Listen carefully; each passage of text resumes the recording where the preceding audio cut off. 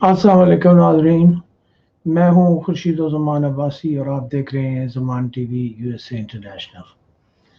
ज़मान TV USA international, जैसा कि आपको पता है नाज़रीन कि मैं आज़ाद कश्मीर के इलेक्शन को फॉलो करता हूँ और लीडरों की इंतखाबी मुहिम के हवाले से मैं तबसरा लेके आपकी खिदमत में हाज़िर होता हूँ।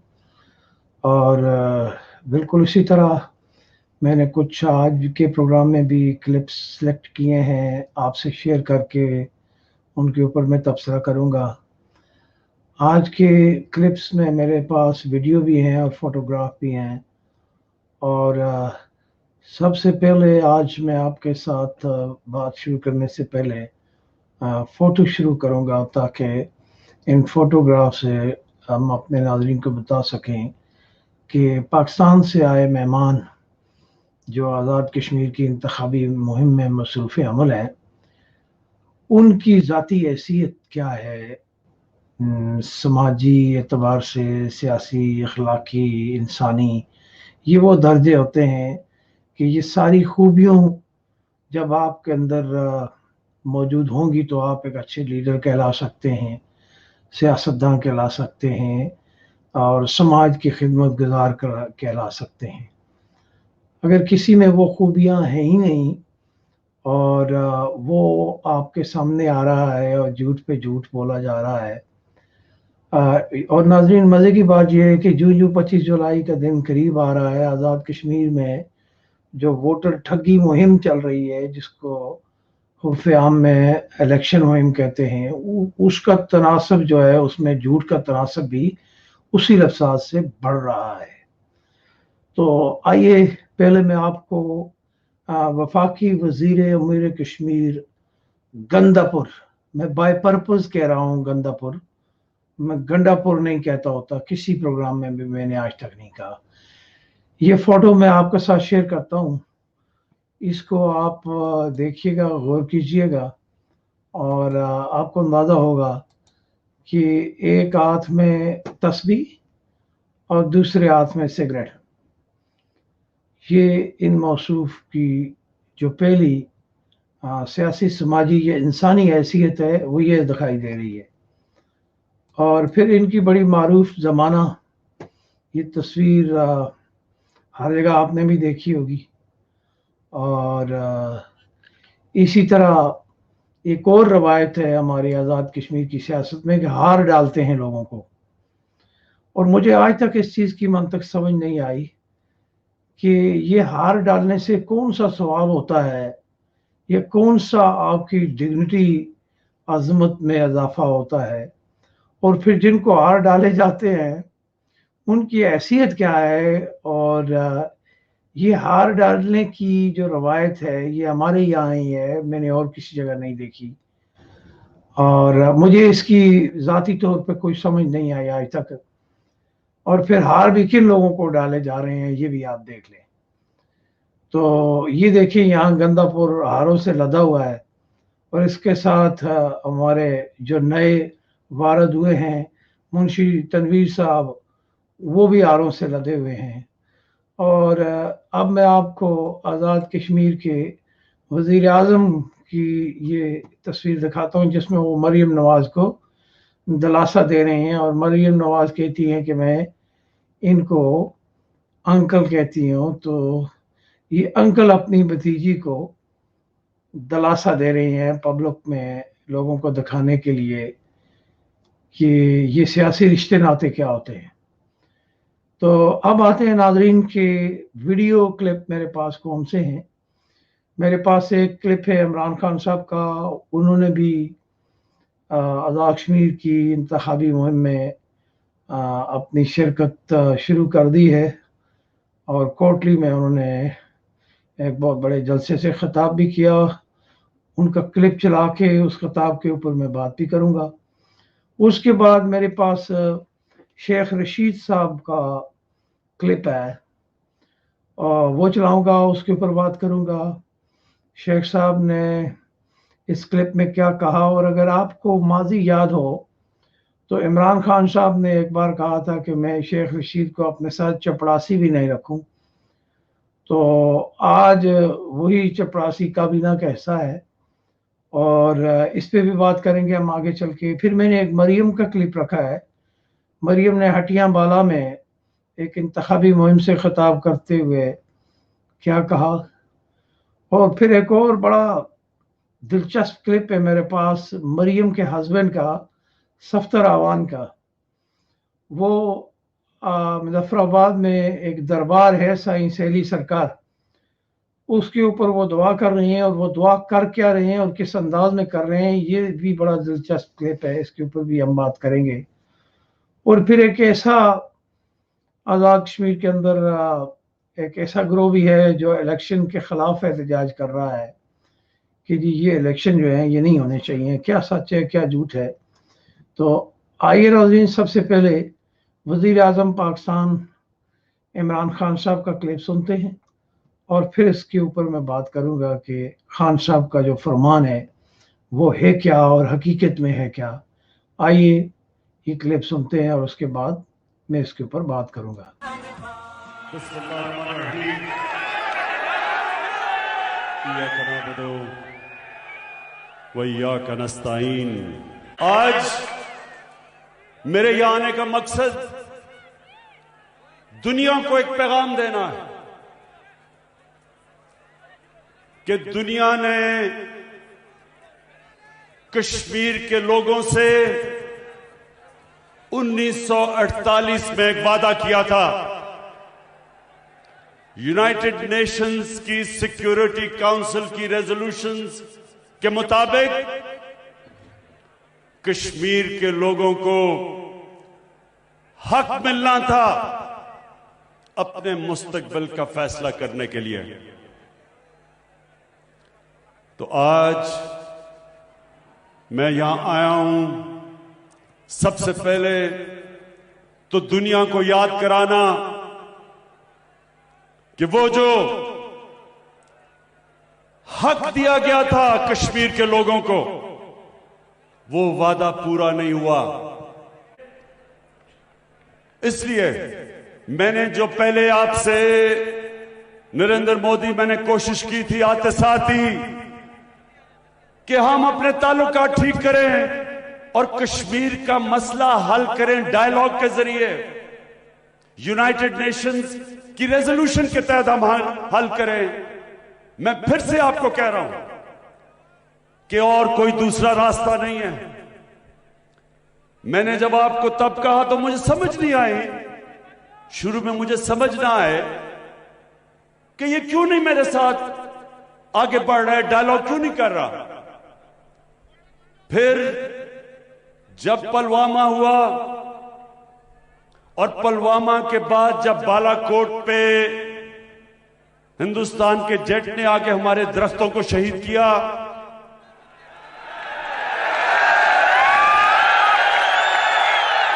آپ کو پتہ ہے مجھے درختوں سے خاص لگا ہوا ہے، تو بڑی مجھے تکلیف ہوئی کہ ہمارے انہوں نے درخت شہید کر دیے.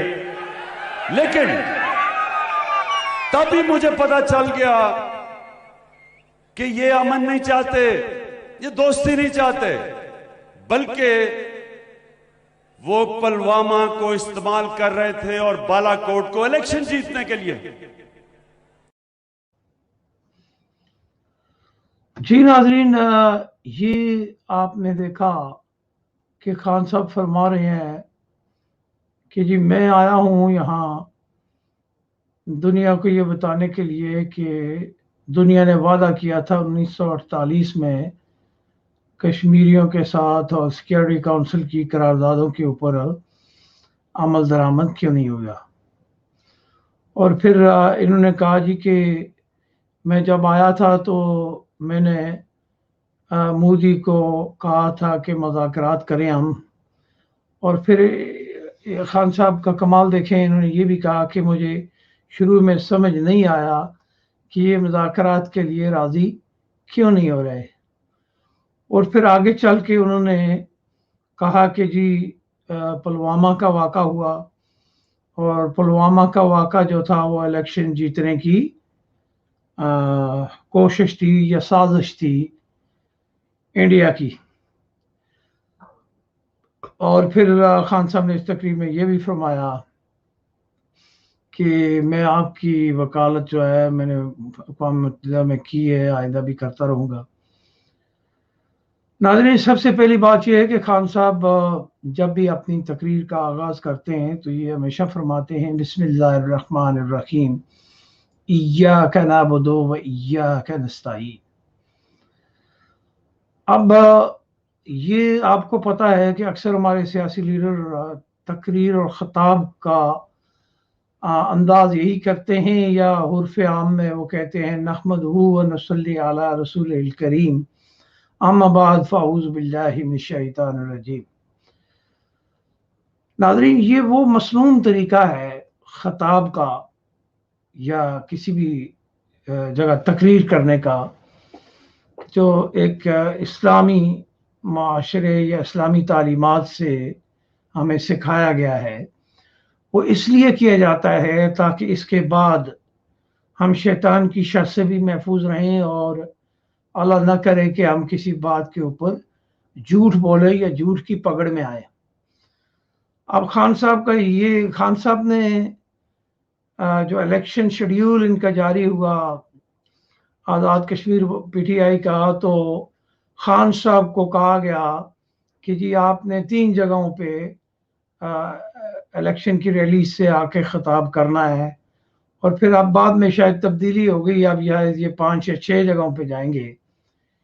مگر خان صاحب کی ابتدا ایاک نعبد و ایاک نستعین سے شروع کرنا اور اس کے بعد جھوٹ بولنا، یہ ان کے منصب کبھی مطلب تقاضا نہیں ہے کہ وہ ایک پولیٹیکل فگر ہیں اور ایک ریاست کے وزیر اعظم ہیں، اور انہوں نے 1948 کے مسئلہ کشمیر کی اقوام متحدہ کی سیکیورٹی کونسل کی حیثیت بتانے کے لیے کوٹلی میں آ کے انہوں نے ہمیں بتایا کہ جی میں دنیا کو جو ہے باور کرا رہا ہوں خان صاحب، یہ اس کو میں کیا سمجھوں کیا نہ سمجھوں۔ اور پھر کہتے ہیں کہ سچ جو ہے شاید ایاک نعبد و ایاک نستعین کا جو میں مطلب ان کی اگلے الفاظ سے میں نے نکالا، تو انہوں نے کہا جی کہ پلوامہ کا واقعہ ہوا، اور پلوامہ کا جو واقعہ ہوا تھا وہ الیکشن جیتنے کا بہانہ تھا،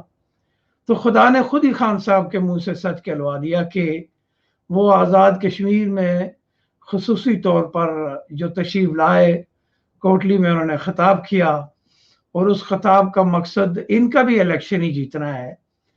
باقی خان صاحب آپ پاکستان کے وزیر اعظم ہیں، اور ریاست پاکستان جو ہے وہ اقوام متحدہ کا ایک ممبر ملک ہے، تو یہ بتانے کے لیے آپ کو کوٹلی زحمت کرنے کی کوئی ضرورت نہیں ہے، وزارت خارجہ آپ کے پاس ہے، اور پھر بحیثیت پرائم منسٹرز آپ اسلام آباد سے بیٹھ کے ہی کام کر سکتے ہیں۔ یہ جو آپ نے زحمت کی کوٹلی میں انتخابی مہم کے وقت میں آ کر یہ بتانے کی، تو یہ زحمت شاید آپ نے اپنی قوم کا، ریاست پاکستان کے شہریوں کا جن سے آپ نے ووٹ لیے تھے ان کا بھی وقت ضائع کیا، اور جو خزانہ آپ کو آپ کے اخراجات دیتا ہے وہ ریاست پاکستان کے ٹیکس پیئر کے پیسوں سے ہی ممکن ہے، اور آپ نے ان کا بھی وقت ضائع کیا اور کشمیریوں کا بھی وقت ضائع کیا۔ یہ باتیں سنتے سنتے اب ہمارے کان، آنکھیں، ناک، گلا ہر چیز پک چکی ہے، تو لہذا آپ کے اس خطاب سے جو میں نے مقصد نکالا وہ یہی نکالا کہ اقوام متحدہ کی سیکیورٹی کونسل میں کشمیر کے حوالے سے جو پوزیشن آپ نے بتائی وہ کشمیریوں کو پتہ ہے جناب، وہ کتابوں میں لکھا ہوا ہے، ہمیں پتہ ہے، اس کے اوپر وکالت کی ذمہ داری آپ کی تھی، ریاست پاکستان کی تھی۔ آپ کو یہاں آ کے یہ بتانا چاہیے تھا کہ ہم نے آج تک آپ کے سیکیورٹی کونسل میں موجود اس مسئلے کے اوپر کیا کیا، وہ بات تو آپ نے کی نہیں، اور آپ کوٹلی کے پہاڑوں میں کھڑے ہو کے للکار رہے ہیں پوری دنیا کو۔ تو اگر یہی بات آپ اسلام آباد سے کرتے تو اسلام آباد being a capital of state of Pakistan, बड़ा फेमस जगह है और वहाँ की बातों को लोग दुनिया बड़ी तवज्जो से सुनती है।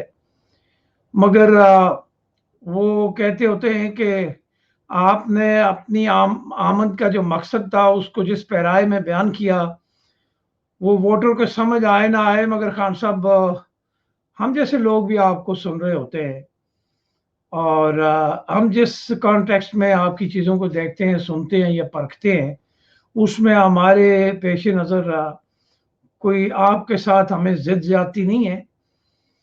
हम कहते हैं जिस तरह रियासत पाकिस्तान को एक इज़्ज़त और वक़ार के मकाम पे होना चाहिए था, उसकी तर्जमानी करते आप अपनी ज़िम्मेदारियों का एहसास करते और फिर यहाँ आके पहाड़ों में खड़े होके दुनिया को आप बता रहे हैं खान साहब कि 1948 में सिक्योरिटी काउंसिल में मसला लेके गए लोग, तो वो आज तक हल नहीं हुआ।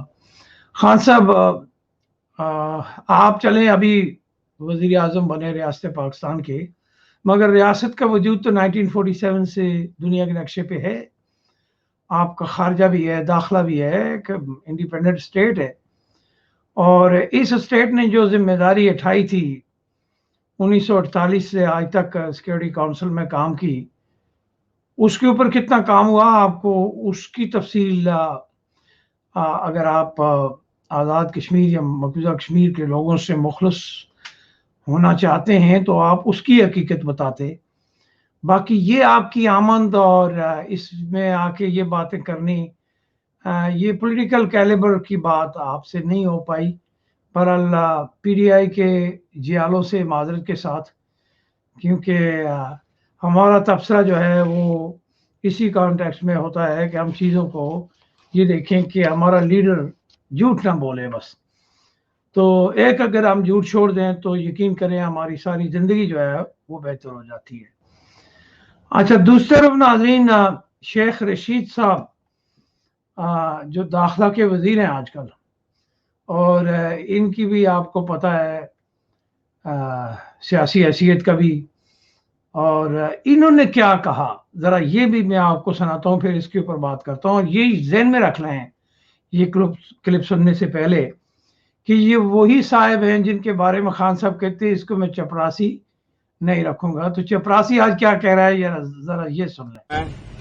कि तहरीक इंसाफ शफाफ, गैर जानिबदाराना और मुनसफाना इलेक्शन कराने की ज़ामिन है और हम कश्मीर में ये साबित करेंगे कि हमारे दौर में तारीखी मुनसफाना इलेक्शन हुए और गैर जानिबदाराना इलेक्शन हुए। और प्राइम मिनिस्टर साहब पहले 3 जलसों में जा रहे थे, मैंने आज उनसे रिक्वेस्ट की है कि वो 5 जलसे करें और गो कि उनके पास टाइम कम है। वो 15 को उज़्बेकिस्तान जा रहे हैं, 16 को उज़्बेकिस्तान जा रहे हैं, 17 को वो कश्मीर जाएंगे, मुजफ्फराबाद और मीरपुर। लेकिन मुझे यकीन है कि मेरी दरख्वास्त जो है कि वो 3 की बजाय 5 और 6 जलसे करें। अगर अल्लाह मेरे को मंजूर हुआ तो 5 और 6 की मेरी दरख्वास्त शायद मंजूर हो जाए और 3 दिन 17, 18, 19 इमरान खान तहरीक इंसाफ की कैंपेन करेंगे बल्ले के इंतखाब। सर, एक बार फिर इल्जामात की सियासत हो रही है वहां पर अपोजिशन की तरफ से आजाद कश्मीर में। हारना है जिसने उसने इस मुल्क में इल्जाम लगाना, इसीलिए कहते हैं कि आओ बैठो टेबल पे, आओ बैठो और इंतखाबी इस्लाहात करो। हारने के बाद इन्होंने बैठना ही है, रोना ही है और क्या करना है, स्यापा ही करना है इन्होंने हारने का। ये हारने जा रहे हैं और बल्ला और तहरीक इंसाफ जीतने जा रही है। 17, 18, 19 3 जलसे हैं प्राइम मिनिस्टर के, लेकिन मैंने रिक्वेस्ट की है 5 हो जाए, मेरी रिक्वेस्ट मानी जाएगी, 6 भी हो सकते हैं। जी नाज़रीन, ये वो शेख रशीद साहब हैं जिनके बारे में खान साहब ने कहा था कि इनको मैं चपरासी नहीं रखूंगा, मगर उन्होंने इनको चपरासी रख लिया। और जिस तरह इन्होंने कहा कि जी मेरी दरख्वास्त जो है मानी जाएगी, बिलाशुबा इनको खान साहब ने वही मकाम दिया। मगर बाज़ चपरासी झंडी वाले भी होते हैं। तो ये अब पता चला कि रियासत पाकिस्तान में वज़ीर आज़म की टीम में ऐसे चपरासी भी होते हैं जिनको झंडी भी लगती है स्टेट की, तो उनमें शेख रशीद साहब का भी शुमार है। तो बाकी शेख रशीद साहब कहते हैं जी कि पीटीआई जो है वो मुनसफाना, आज़ादाना الیکشن کروائے گی تو واقعی یہ بھی ان کا کمال کا جھوٹ ہے جی. اب دیکھ لیں وہاں پیسے تقسیم کر رہے ہیں، ان کے مراد سعید ہیں، ان کے اعظم سواتی صاحب ہیں، اور خود گندہ پور جو ہے وہ پیسے تقسیم کر رہا ہے، اور یہ کہہ رہے ہیں جی منصفانہ اور آزادانہ پی ٹی آئی کرائے گی. شیخ صاحب آپ کسی زمانے میں نواز شریف کے چمچے ہوئے کرتے تھے، پھر آپ نے چودھریوں کے چمچے رہے، پھر آپ کیا نام ہے اس کا مشرف صاحب کے کچن میں بھی چمچے ہلائے، اور پھر پھرتے پھراتے آپ آ گئے اب پی ٹی آئی کے اتحادی. تو اس لیے محترمہ آپ کا تو کوئی مقام ہے ہی نہیں ہے بحیثیت سیاستدان. میں نہیں سمجھتا کہ آپ کوئی بہت بڑا فگر ہیں، اور مداریوں والی باتیں، جھوٹ بولنا، یہ آپ کا ہی نہیں، یہ پاکستان کی آزاد کشمیر کی سیاست میں شامل سب لوگوں کا ایک وتیرہ ہے. کیونکہ وہ کہتے ہیں جس کے خون میں یہ چیز شامل ہو جائے تو پھر اس کا کوئی علاج نہیں کر سکتا. تو اس لیے شیخ صاحب آپ بھی کہتے ہیں میں کشمیری ہوں تو فلاں ہوں تو یہ ہوں تو وہ ہوں، تو بہرحال آپ کو لوگ مانتے ہوں گے. میں نے کبھی آپ کو اس نقطہ نظر سے نہیں دیکھا کہ آپ کوئی بڑی قومی سطح کے فگر ہیں. ہاں پینترے بدلنا مداریوں والے یہ آپ کا کام ہے، باقی اگر آپ کا پولیٹیکل پروفائل دیکھ کے میں بات کروں تو یو آر نتھنگ. تو ابھی ناظرین میں آپ کو آگے چل کے دکھا رہا ہوں. مریم نواز صاحبہ نے ہٹیاں بالا میں خطاب کرتے ہوئے کیا کہا، ذرا یہ سنیے پھر اس پہ بات کرتے ہیں. شاخ درخت کی ٹوٹی اور وہ سب نیچے آ گرے، اللہ کا شکر ہے بچ گئے، کوئی زیادہ چوٹ نہیں لگی، تو آپ لوگ اپنا خیال رکھنا. ایک اور بات میں آپ کو کہنا چاہتی ہوں، اور وہ یہ کہ جب میں نیلم ویلی اور لیپا ویلی میں داخل ہوئی تو جگہ جگہ مجھے پاک فوج کے جوان نظر آئے جو دشمن سے ہماری حفاظت کرتے ہیں. یقین جانیں میرے لیپا کے بہن بھائیوں، میرا ایک بیٹا ہے، اس کا نام ہے محمد جنید. مجھے ہر اس بچے میں جو پاک فوج کی وردی پہن کر کھڑا تھا اپنے گھر والوں سے دور، کیونکہ یہاں فون کے سگنلز تو آتے نہیں، تو اپنے گھر والوں سے کٹ کے کھڑا تھا، وطن کی حفاظت کے لیے کھڑا تھا. مجھے ان بچوں پر جو وردی میں ملبوس تھے پاک فوج کے جوان، مجھے ان پر بہت پیار آیا. میں نے بھی ان کو سلام کیا اور ان کی اکثریت نے سلوٹ کیا. تو مجھے وہ جو انسٹنٹ کنیکشن ہوتا ہے، تو مجھے یہ بھی خیال آیا دور یہاں پر پہرے دے رہے ہیں، لیکن عمران خان نہ لائکی نہ اہلی، اور جو مہنگا طوفان آیا ہوا ہے پاکستان میں، ان کے گھر والے بھی کتنے اس سے افیکٹ ہوئے ہوں گے. مجھے تکلیف ہے اس بات کی کہ یہاں پر وہ اتنی اپنی جان جو ہے وہ ہتھیلی پر رکھ کر ڈیوٹی دے رہے ہیں، اور جانتے ہو کہ ان کی تنخواہیں، ان فوجی بھائیوں کی تنخواہیں، بیٹوں کی تنخواہیں آخری بار کب بڑھی تھی؟ نواز شریف کے دور میں.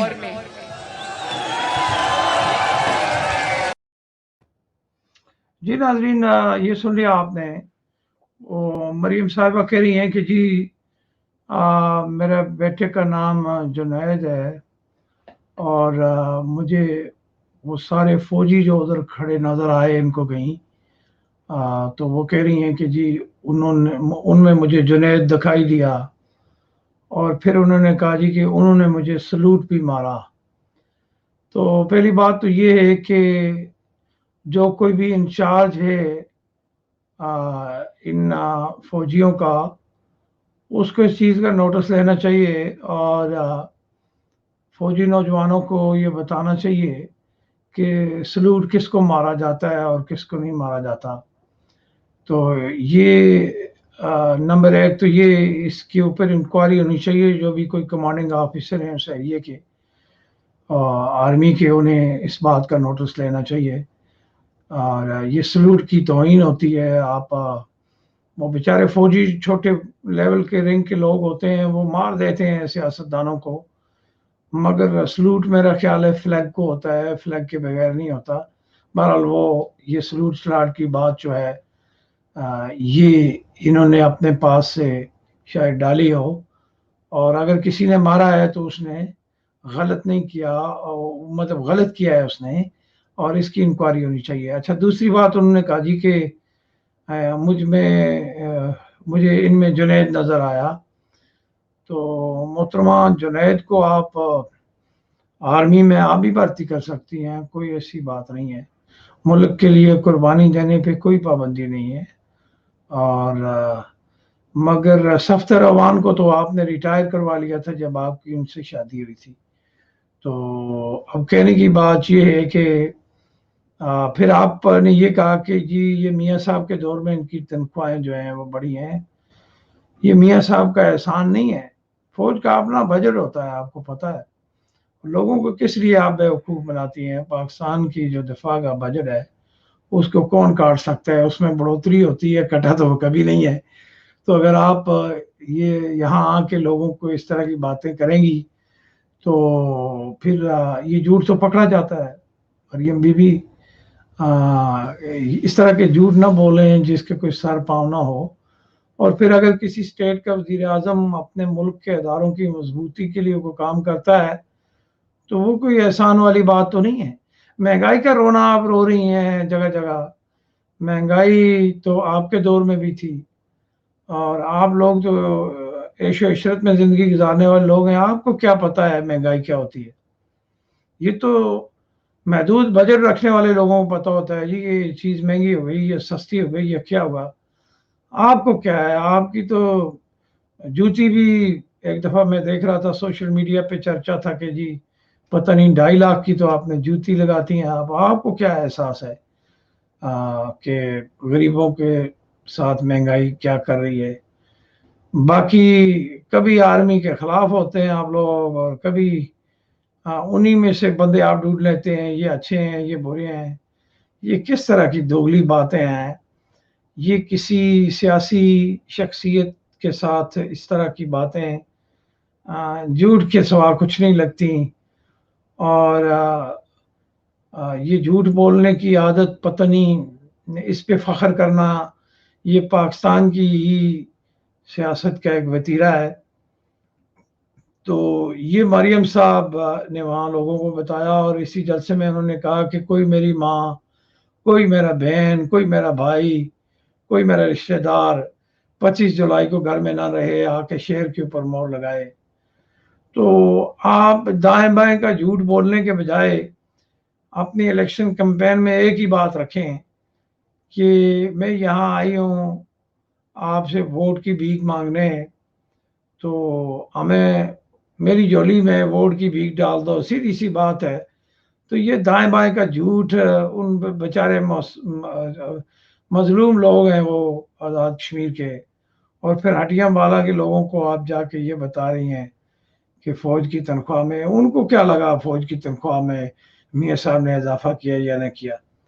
और फिर अगर कोई बंदा फ़ौज की मुलाजमत कर रहा है तो वो मरियम बीबी आप पे और मेरे ऊपर एहसान नहीं कर रहा, वो उसकी मर्जी थी फ़ौज में काम करने की तो उसने चूज़ कर लिया, और आपकी मर्जी थी कि आप झूठ बोल रहे हैं, सियासत में आए, आपने वो लाइन पकड़ ली, और किसी फ़ौज में भर्ती होने वाले ने शहादत के मर्तबे को ज़हन में रख के तो उस शोबे को ज्वाइन कर लिया। ये कोई एहसान वाली बात नहीं है। और फिर कोई भी तरक्याती काम रियासत के अंदर जो भी सियासतदान, जो भी हुकूमत करती है, तो वो रियासत के शहरियों पे आप लोगों का एहसान नहीं होता, वो उनके टैक्स के पैसे होते हैं और वापस आपने वहाँ लगाने होते हैं, क्योंकि हुकूमत और स्टेट की जिम्मेदारियों में ये शामिल है। तो इस तरह के झूठ जो है वो अब कान पक गए हैं, तो थोड़ा खुदा का खौफ करें और इस तरह के झूठ से निकलें। सीधी तरह वोट की भीख मांगे, मगर लोगों के साथ इस तरह का झूठ ना बोलें। अच्छा नाजरीन, अभी मैं مریم صاحبہ کے ہسبینڈ کی ایک آپ کو ویڈیو کلپ دکھاتا ہوں, یہ دیکھیں پھر اس پہ بات کرتے ہیں. یا اللہ جنتا کے تھوڑے ولی اللہ انہاں سرحدوں تے بیٹھے دے تے کوئی میلی نظر نہ دی دے. آمین. یا اللہ آزاد کشمیر کو یا اللہ دی دھرتی ہے. یا اللہ پاکستان کو سلامت رکھے. آمین. آزاد کشمیر کو سلامت رکھے. آمین. یا اللہ اس ملک کے اندر نظام مصطفیٰ راج کروا. آمین. یا اللہ اولیاء اللہ دی محنت محبت اور برامتاں دی وجہ سے پاکستان ملے. یا اللہ اس کی حفاظت فرما. آمین. یا اللہ جڑے اس تے بارڈر ہوتا ہے اس وقت بیٹھے دے انہاں دی بھی حفاظت فرما. آمین. یا اللہ مجاہدین دی حفاظت فرما. آمین. یا اللہ جہاد کرنے والے دی حفاظت فرما. آمین. یا اللہ مقبوضہ کشمیر کے اندر جڑے 1 لاکھ شہداء دے مزارات ہیں یا اللہ انہاں دیاں قربانیاں قبول فرما. آمین. انہاں دی شہادتاں دے سلے آزاد کشمیر جس طرح آزاد ہے اسی طرح مقبوضہ کشمیر کو آزاد فرما. یا اللہ پاکستان کا نیک حکمران لیا. یا اللہ تیرے حبیب تے چاہن والے حکمران لیا. اپنے حبیب تے عاشق لیا. یا اللہ جڑے ممتاز قادری دے محبت والے انہوں نے لے کیا. یا اللہ ایک بے دین حکومت پاکستان تے آ گئی ہے. یا اللہ اس کا خاتمہ فرما دے. یا اللہ وہ ارادہ کر دی آزاد کشمیر میں بے دین حکومت آنے واسطے. یا اللہ ادھر والے تو ادھر بے دین نہ آنا دے. یا اللہ تو فضل فرما کرم فرما. اللہ تو عطا کرن والے تو اپنے محبوب صلی اللہ علیہ وسلم دا صدقہ اور انہاں بلیاں دے یا اللہ صدقے وچ اساں تے فضل کرم خیر عطا. جی ناظرین, یہ سہیلی سرکار کے دربار کے اوپر سب سے سب دعا کر رہے ہیں اور ان کے دعا کا انداز دیکھیں اور دعا کی تہذیب دیکھیں اور اس کے بعد جو کچھ انہوں نے اس میں کہا کہ شہداء کشمیر کی قربانیوں کو قبول کر. شہداء کے مرتبے کے بارے میں تو پہلے ہی قرآن نے واضح کیا ہوا ہے کہ جو اللہ کے راہ میں مارے جاتے ہیں تو ان کو مردہ نہیں کہا جاتا, وہ تو زندہ ہوتے ہیں. اور شہید کے مرتبے اور مقام کے اوپر اس طرح کی دعا میری سمجھ سے باہر ہے. اور دوسرا میں آپ کو اس صفتر کی ایک اور بات آپ سے شیئر کروں کہ صفتر عوام جو ہیں یہ آزاد کشمیر کے اس انتخابی مہم میں جہاں اپنی بیگم کا ساتھ دے رہی ہیں تو وہاں دوسری طرف یہ مذہبی کارڈ بھی وہاں کھیل رہے ہیں. اور کبھی یہ آزاد کشمیر کے لوگوں سے مادر ملت کا نعرہ لگواتے ہیں اور کبھی کہتے ہیں اور پھر کبھی مذہب کی بات کرتے ہیں. اور اس طرح پتہ نہیں یہ بندہ اپنے آپ کو کیا ثابت کرنا چاہتا ہے. مجھے تو اس بندے کا کوئی سیاسی شعور ابھی تک نظر نہیں آیا جس کے اوپر میں کوئی کہہ سکوں کہ بھائی یہ بندہ واقعی کوئی سیاسی سوجھ بوجھ والا بندہ ہے. اور پھر یہ کہتا ہے جی کہ بے دین حکومت. ابے بھائی آپ کے سسر جب تھے حکومت میں تو کیا وہ دین والی حکومت تھی؟ یعنی یہ اس طرح کی باتیں ہیں جس طرح. اور ان کے اگر آپ پروفائل اٹھا کے دیکھیں تو ان کے بارے میں یہ کہا گیا ہے کہ جی انہوں نے تو بڑی اچھی تعلیم حاصل کی ہے. پتہ نہیں یہ ڈگریاں کہاں سے لاتے ہیں, کیا کرتے ہیں بھائی, مجھے آج تک ان لوگوں کی سمجھ نہیں آئی. اور ان کو آج تک یہ اس احساس کمتری کے خول سے باہر نہیں نکلے کہ میں میاں صاحب کا داماد ہوں. اور پھر دیکھیں سیاست تک بہت بڑی فیلڈ ہے, اس میں پروفیشنلی کام کرنے کے لیے سیکھنا پڑتا ہے, چیزوں کو کرنا پڑتا ہے. مگر ہمارے ملک میں جو سیاست رائج ہے اس میں ان چیزوں کو نہیں دیکھا جاتا. جو بھی للو پھلو لگڑ بگڑ ہوتا ہے وہ آگے آ جاتا ہے, کوئی برادری ازم کے نام پہ, کوئی پیسے کے, کوئی بڑے لوگوں سے رشتہ داری کے نام پہ, کوئی کس طرح. تو یہ اب آپ دیکھ لیں کہ ان کی معاشرتی حیثیت انسان کیا ہے. تو میں تو یہ دعا کروں گا کہ حکومت اگر بے دین نہ آئے تو جو لوگ ہمارے ہیں ہم سب کو دین میرے سمیت سب کو سیکھنا چاہیے. اور کم از کم اس طرح ہاتھ پھیلا کے دعا نہیں ہوتی بھائی. اور پھر آپ کسی ولی کی قبر پہ کھڑے ہو کے تو مخاطب اللہ کو کر رہے ہیں تو یہ بھی کوئی عجیب سی منطق ہے. تو پھر آپ سیدھا اللہ سے ہی مانگیں. یہ ولیوں کو وسیلہ بناتے ہیں اور ولیوں کے درباروں پہ جا کے جھوٹ بولتے ہیں الٹی سیدھی دعائیں کرتے ہیں. اس سے آپ کی سیاسی شخصیت پہ کوئی فائدے والی بات نہیں ہوگی. اور جس دین کی بات آپ کرتے ہیں دین کو سیکھنا پڑتا ہے, اس میں مار کھانی پڑتی ہے. صرف ختم نبوت کا نعرہ لگانے سے ہماری ذمہ داری پوری نہیں ہو جاتی. اور نبی علیہ الصلوۃ والتسلیم کے بتائے ہوئے راستے پہ چلنا, اس کے تحت زندگی گزارنے کا نام جو ہے وہ اتباع نبی ہے. تو یہ وہی گاؤں والی باتیں آپ کرتے ہیں جس طرح مانسر ایبٹ آباد کے لوگ کرتے ہیں. تو میں نے سوچا شاید آپ نے میاں صاحب کے خاندان میں آنے کے بعد کچھ سیکھا ہو, تو مجھے تو آپ اسی طرح کے معصوم دکھائی دیے جس طرح ایک دیہاتی علاقے کے لوگ ہوتے ہیں. اچھا ناظرین, اب ہم آگے چلتے ہیں. اب ہم بات کرتے ہیں بلاول صاحب کی, وہ کیا کہہ رہے ہیں. کہ ہمیں ایک عوامی وزیر اعظم کی ضرورت ہے. ہم سمجھتے ہیں کہ کشمیر کو ایک جیالہ وزیر اعظم کی ضرورت ہے. آپ نے پچھلے 3 سال میں تبدیلی وزیر اعظم کا روایت دیکھا ہے. اب آپ پہ یہ ذمہ داری ہے. جموں اینڈ کشمیر کے پی ایس ایف کے کارکن کا ذمہ داری ہے. پاکستان پیپلز پارٹی کے خواتین ونگ کا ذمہ داری ہے. پاکستان پیپلز پارٹی کا ہر جیالہ کی ذمہ داری ہے. آپ ہی کشمیر کو بچا سکتے ہو. آپ ہی کشمیر کو کٹ پتلی راج سے بچا سکتے ہو.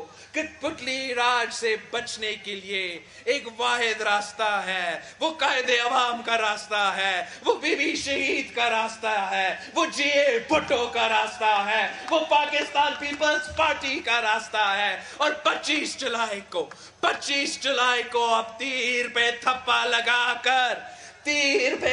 لگا کر قاسم مجید کو منتخب کریں گے. جی ناظرین, بلاول کا رونا بھی دیکھ لیں.